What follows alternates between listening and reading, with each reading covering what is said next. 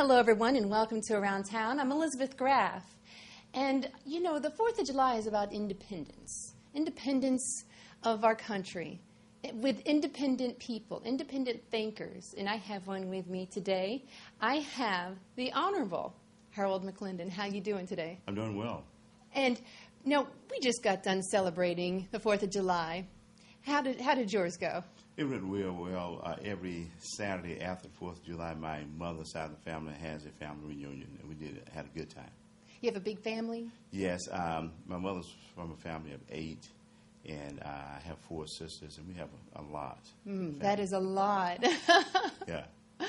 And you also have children of your own. That's right. I have 5 children, and my wife is from a family of 10, so we have a lot of folks. That's great. I love a big family. I'm from a big family, so I can relate. Okay. Yeah. And so tell me, now you're a judge. That's right. Tell me about how it is to be here in Dublin as a judge. Well, it's really a lot of fun. I was born and raised right here in Dublin, and to be a judge and kind of give back to the community is very good for me. Mm-hmm. And it's so great to be able to help your local citizens. Yes, I think it's a position that gives me a chance to serve. So many times it's not just making decisions on who's guilty or innocent. Sometimes it's intervening in a child that's having a difficulty with a parent or at school. And I get a chance to intervene and try to make a difference in those situations. Mm-hmm. What's it like to be able to sit down with them and give them advice? It's really good. My background helps me a whole lot in that area. I came from a law enforcement background. I was a prosecutor at the DA's office. I've been a criminal defense attorney.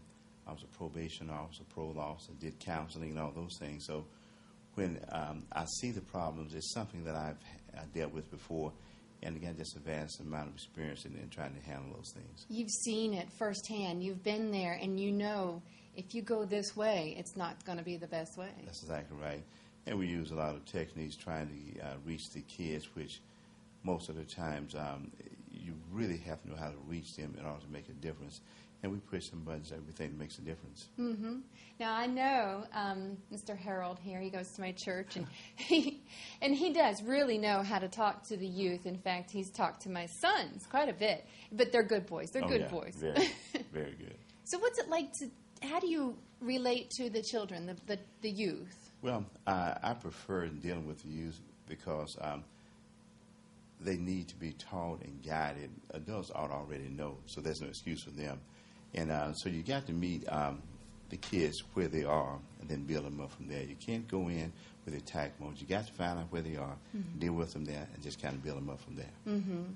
And have you seen results of what you have done? Absolutely. We have a group of people that I've known my entire life, retired mental health counselors, people who have been out there working, and we have gotten in particular boys' lives for a period of 90 days. We see them 90 days straight without missing a day. One of us is in his life and doing some pretty in-depth mentoring, counseling, group therapy, and things with them. We had a lot of success with that. Mm-hmm. It's really very important what you're doing. Start, when they're young. Yeah. Mm-hmm. We're really excited about it. My wife and I thought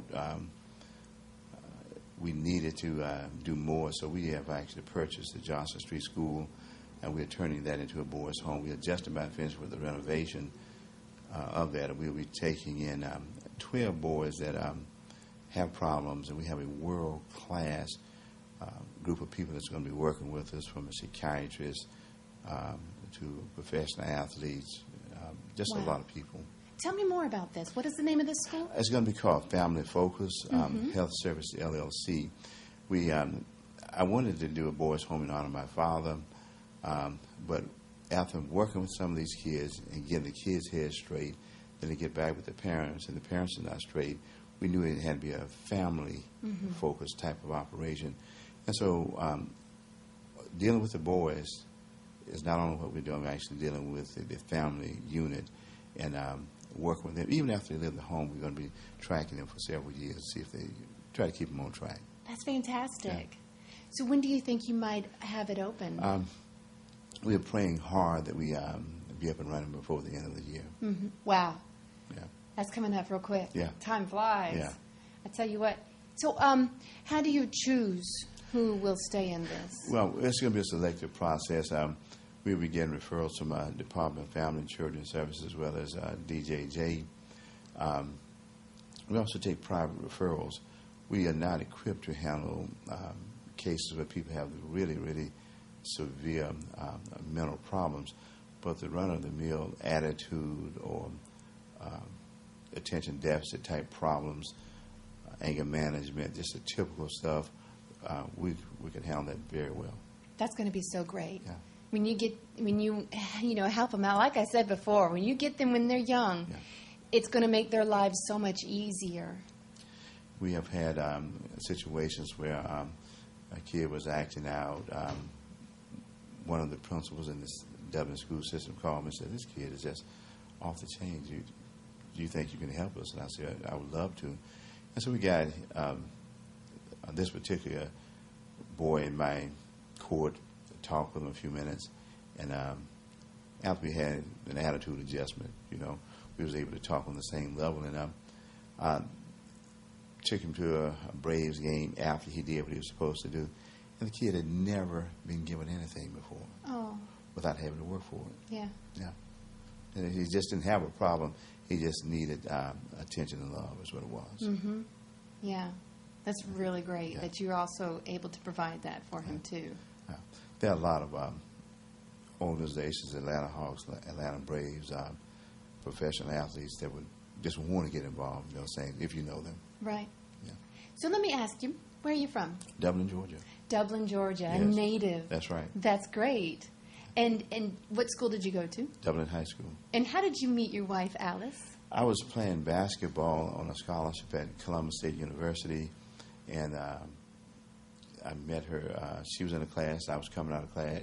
She was coming out of class. I was going in and met her. I just kind of been that ever since. Wow. Almost like love at first sight. There's no question about it. I always prayed to know who that person was. Yeah. Because, I'm so slow, I just may run past her, So when I saw her, I said, hey, this is it, and that's why I retired at, Oh, that's great. Yeah. And how long have you been married? 35 years.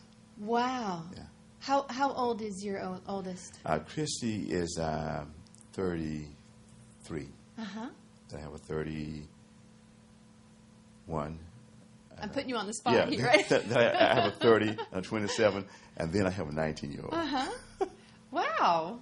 That's great. Yeah. So tell me about your oldest. What does your oldest do? Christy, her name is Alicia, what we call it Christy. She works a contract with the CDC. She's an epidemiologist, infectious diseases. Oh, wow. Yeah. Wow, that's great. Okay, and then down the line. The next one is Natalie. She's a RN. She just finished nurse practitioner school. She's a veteran of the United States Air Force, and works here at the VA. And probably we're branching out into some area to use a nurse practitioner's degree, which she got about 2 weeks ago. That's fantastic. Yeah. Congratulations. Thank you. Okay, and then third. Third is Harold Jr. We call him Donnie. He's the only one that's married. He's married to my lovely daughter-in-law, Jessica. And they have blessed me with my first grandbaby. Well, she'll be here October the 1st. Congratulations. Yeah, he's finished law school. He's has to get past the bar exam. His wife is a doctor, and she's doing a residency in Akron, Ohio, in emergency medicine. But they'll be moving back this way as soon as they finish that residency up there. Oh, that's nice. Yeah. And then you have your baby. No. Well, I have my grandbaby. Exactly. Right. Okay. Yeah. Well, my next one is Warren, and Warren is. I missed one. Warren. I'm sorry. No, yeah, two more. Yeah. Warren is. He's my big one. He weighed 11 pounds at birth. Oh, poor Alice. Yeah, it's like 6'7". He will be teaching at Dublin High School Special Ed and be assistant coach with Paul Williams in basketball. Wow. And then I have the real baby, Bryant. Yes. Yeah, he's attending the Georgia Military college up in Middledrill. Wow. You have a family of people who are helping so many others around them. Yeah.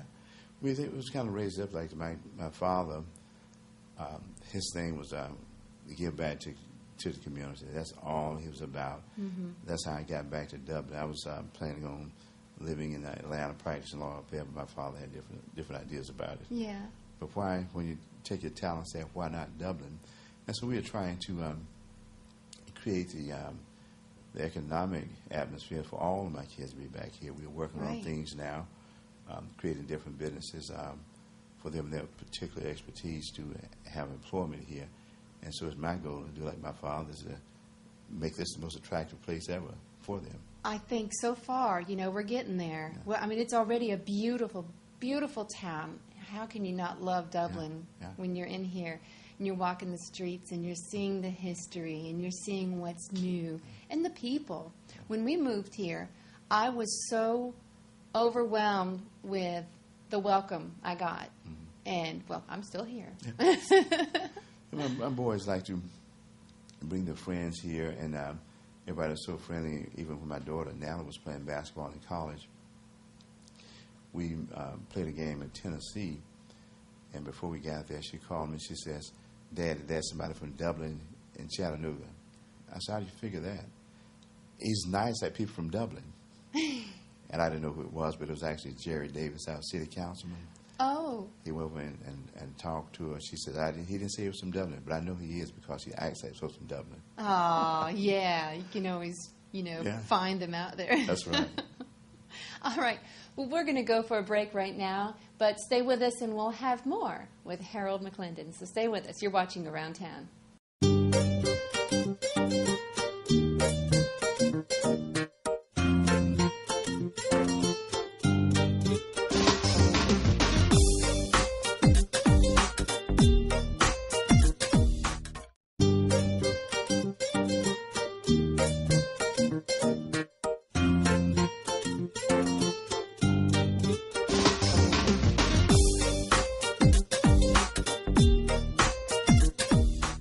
Welcome back, everyone, to Around Town, here with Judge Harold McClendon. So I would like to go back and talk about the school.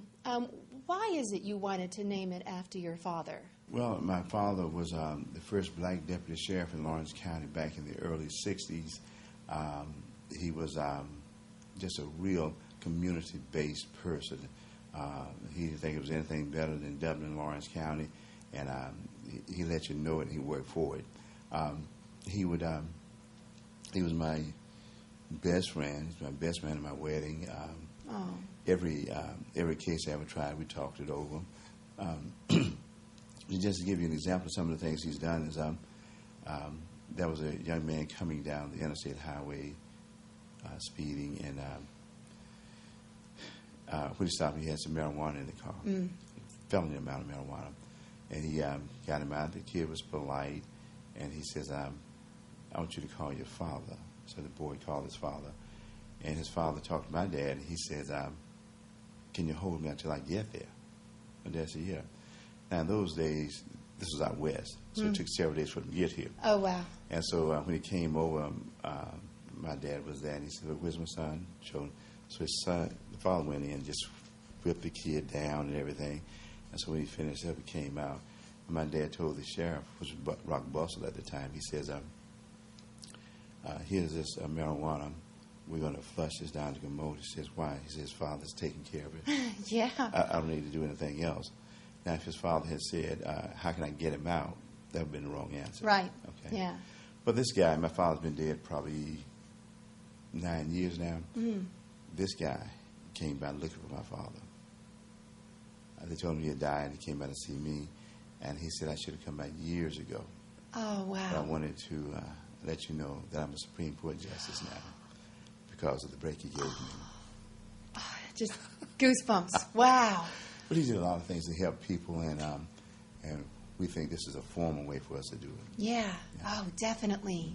Wow, I didn't get a chance to meet your dad before we moved up here, but I've heard about your dad. Mm-hmm. And I so understand why you would want to name your school after him. The inspiration that you probably every day you think about, what would Dad do in this situation, I'm sure. Absolutely. Wow, my heart's just pounding right now. Oh, fantastic. So you have followed your father's footsteps. Yeah, he wanted me to be a lawyer, and he didn't get the chance to go to college and those things. And so he kind of relived his life through my successes, Yeah, that's great. Yeah. Did you want any of your children to be as you are? My father was very, not necessarily pushy, but he was encouraging. He used to pay me to go down and see Mr. Warren Lawson and Beverly Hills try cases during the summer. And so everything, he just put the law right in front of me. Right. I was certainly not that way with my kids. I kind of gave them the freedom to kind of explore things and support them in what they wanted to do. And not one of my kids ever went to court for me, saw me try a case. And after my son, my oldest son, finished the Citadel, played professional basketball, he was 1 or 2 semesters away from getting his MBA at the Citadel. He decides he wants to go to law school. I'm like, what? Where did this come from? So he went to law school out in Baton Rouge and graduated and was trying to get past the bar exam. Wow. I didn't know he was looking at me like that, but he really wants to he wants to work with me. He wants to be just like his dad. He tells me this all the time. Mm-hmm. Yeah. Now, I've heard that you are a counselor, and of course that I'm sure that comes along with your job, Mm-hmm. And to be able to sit down and talk with the kids. Do you also sit down and talk with the parents? Exactly right. So many times the root of the problem is with the parents, mm-hmm. And you have to be able to communicate with a person at their level so they would accept the conversation. If we are talking with a man about these different problems that the family is having and all these theoretical things and his lights being cut off, he can't focus on that. Mm-hmm. So we have to do things like assist him in getting jobs and once we get to that basic thing out of the way, then we can talk about some things. And we don't back down and accept no for an answer. So we have a lot of success with him. That's awesome. Almost like a salesman. Yeah. Well, it's like my father. He said, well, we're gonna work this out. You don't know that. Just hang with me. We're gonna get it worked out. Mm-hmm. Encouragement. Sure. Yes, because you don't want them to be on the defense. You want them to accept the advice and the help that you're giving. Exactly. Mm-hmm. And to do that, you have to put yourself in their shoes, I'm sure. Exactly. And I grew up in the communities with all these people, and people from all economic statuses. So I can kind of I can kind of change gears and deal with them on those levels. And it's nothing like being able to help somebody. It's a very, very good feeling. One of the greatest privileges I have ever had was in Emmanuel County, there was a man accused of growing marijuana. Mm. He looked like my grandfather. I'm like, this guy didn't know what this is, So I stood up and said, do you want me to represent you? He says, you a lawyer? I said, yes. And the judge said, McClendon, this is none of your concern. I said, Judge, it's my client. The judge said, he can't afford to pay you. I said, he didn't have to. I got into the case and was investigated and asked him, what are you doing? Somebody paid him to hold the marijuana, keep the weeds away from it. And that was just a ploy to keep people from stealing. If he's at their home, nobody would steal it. And on further research, we found out that the marijuana field belonged to a law enforcement officer in Emmanuel County. And so we was able to get them to dismiss those charges. And this man came to me. He said, I want to pay you. I said, but it's okay. He said, no, I pay all of my bills. He came back to me with his life savings in a grocery bag, $5 bills, $1 bills. And he poured it out on the table. And he says, I bet you haven't seen this much money in your life. I said, no, sir, I have not. He may have had $100 there. Oh. And it says, take it. I said, no, I really couldn't do that. And he says, no, take it. I want to pay you. And so I said, well, give me what you think it's worth. He gave me $15. He said, I bet you haven't ever made that kind of money before. I said, I sure haven't. Oh. But he was a really... That is so sweet. He was a really kind guy. And he says, he never seen a black attorney before. He was black himself. He says, I thought I had died and gone to heaven when I saw a black lawyer stand up for me like that. And it kind of made this whole journey worthwhile, you know? Yeah. Yeah. Wow. What a day that must have been. Oh, it was great. It was great. You're a judge, but you're also a very active member of this community. Yes. We try to stay involved in a lot of different things. We are very active in the Immaculate Conception Catholic Church, where we are members. All of my kids are Catholic. I'm an usher. My wife is in the Spanish choir, the English-speaking choir. She's a Eucharistic minister. And we're really involved in it. And my son, Brian, has been the longest-serving altar boy in the history of the Catholic Church. He still does it. And you know, your son is also very helpful. He follows your footsteps. He's very helpful and helps out the younger altar servers too. Yeah. Brian is probably 6'3", 6'4". He's a giant, but he is very, very passionate with the kids. He loves helping them, and always extends a hand. And we actively recruit altar boys, including your boys. Mm-hmm. Yeah. I tell you what, this one right here talked my two boys into becoming altar servers. Really, he talked me into it. And I don't know if I told you this, but I just said, okay, Gage, Connor, you're going to be altar servers. Oh, really? They didn't know what they were getting into. But they do it, and they are, very, I don't know if pleased is the right word to use, but they feel grateful to be able to be a part of their church community, and thanks to you. Yeah. See, he's a good mentor. And it's such a great, Dublin is such a great town, and also to have you here, you and your wife and your family, to have you here and to be such, a good asset to Dublin. Well, it kind of comes naturally. My wife, Alice, is from a family of 10. Uh-huh. And they have a long history of involvement, helping out a community service over in Columbus, Georgia. Way more than I have ever thought. And so when I married her, it was natural for her. It was natural for me to just kind of continue to do that. Mm-hmm. Yeah. And your wife is such a good singer, too. Mm-hmm. Her voice helps. I sit behind the choir. I'm like the honorary choir. I never know what I'm going to sound like. But when she sings, I'm like, oh, that's how it goes. Yeah, she loves serving. She goes to Mass every morning. She just loves it. She really does. Mm-hmm. Now, do you also speak Spanish, too? No. Okay. Do you wish to? Oh, gosh.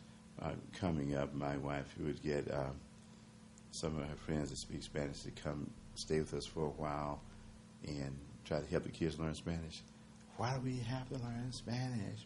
We don't want to learn. And my oldest daughter at a senior year, she said, Dad, I need to go to Mexico. I said, for what? She said, well, I need to learn to speak Spanish. I said, oh, hold up now. Your mother told you a long time ago we could take care of this. But now everybody wants to speak Spanish. Yes. Yeah. So fluently, too. Yeah. Oh, wow. So tell me, of all the different things that you have done in your life, which is it that you enjoy the most? You get a bigger fulfillment from? Probably seeing somebody that was slated for failure to succeed. And a lot of times we're able to get in, kind of tilt that so they do succeed. There's a young man who was, because of, he just didn't know that he can go to college, who was able to reach out and touch some people to be able to fund this college for him, and he just, everybody said he wouldn't make it, and nobody knew how he made it, but he did. And it's very, very good to see that happen. Yes. It is. Mm-hmm. And especially when you have those that come back, like the one that wanted to come back and see your father, to have that happen, it must really get you deep down inside. We, and it's happened so many times, and it let me know that the practice of law for me was a calling. It was not just a profession. When I was with the DA's office, there was a young man came to visit his cousins here in Dublin. The cousins stayed in trouble all the time. 15 minutes after he got here, they went out, and there was a burglary in one of the schools in the county. And so they brought all three of them in and was going to prosecute them. And I told Judge Douglas that we was going to not prosecute the cousin who was just coming here. He had a 4.0 school grade point average. Never been anything in his life. And the other boy stayed at something all the time here. And Judge Douglas said, no, we're going to feed them out of the same spoon. Oh. But I knew as a prosecutor, I had the last word on that. I said, well, we're just not going to prosecute him. If you let them all go, fine. But we're not prosecuting him. And that's been years and years ago. And a few summers back, my secretary was going, the air conditioner was off. I heard somebody come out front. I came up, and there was a guy out there with a naval officer uniform on and a Marine with a dress blue on. And I walked out. He says, a tin hut, officer on deck. And I said, guys, I never was in the military. But this kid said, well, you're worthy to have been a military officer because, and told me he was a kid that I didn't prosecute, got appointed to the Naval Academy. Wow. Fighter pilot. Wow. Oh, goodness gracious. Oh. So it's been fun doing this. Yes, I bet. Wow. Yeah. What accomplishments. Yeah. And for the ones that you've helped out too. Yeah. And for all those that you did not give up on, I thank you. I thank you for everything that you've done for our community and for the future here in Dublin with our youth. It's going to be fantastic. We're really excited. I am too. Well, thank you so much for talking with us. Thank you so much for having me. And thank you, everyone, for joining us here, talking with Harold McClendon on Around Town. We'll see you next time.